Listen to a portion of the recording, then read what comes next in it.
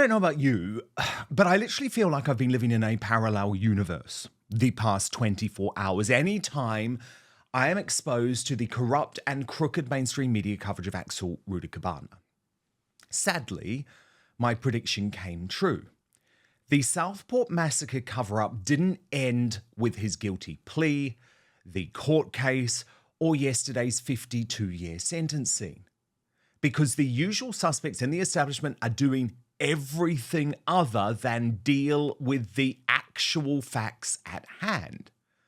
And when some facts are presented to them, they do all they can to, quite literally, cut them off. Look out in my mind, had people done their job better in the last few years in relation to this man, those girls would still be alive. But it wasn't just Sarah Jane Mee or Sly News responsible for this, even though they were the ones caught out.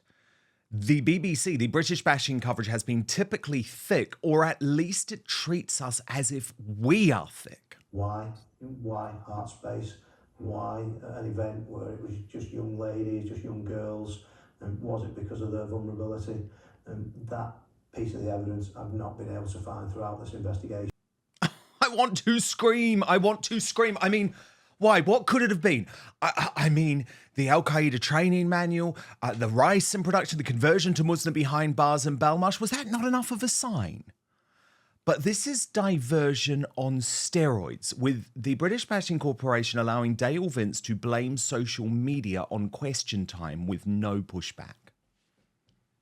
The discussion so far has kind of overlooked what I think to a large degree is the root cause, or a big contributing factor, which is social media. I think this guy was radicalized to a considerable extent by content on social media. The insufferable Paul Brand on Woke ITV had his usual agenda. The night that social media created anti-social madness on the streets of Southport.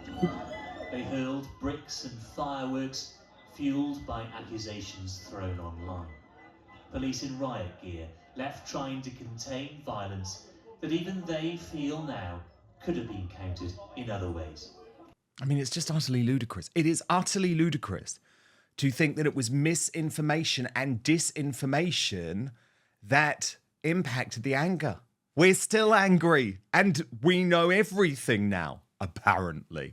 But of course, according to Paul Brand, this means we're all far right. But the weapons of the far right that night weren't just fire and bricks, they were disinformation. And there is a fierce debate now about how to disarm them in future.